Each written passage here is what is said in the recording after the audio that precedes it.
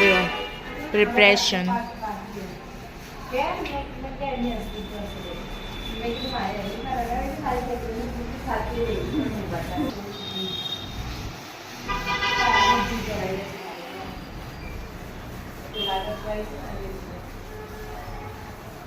સરખું કરજો સરખું.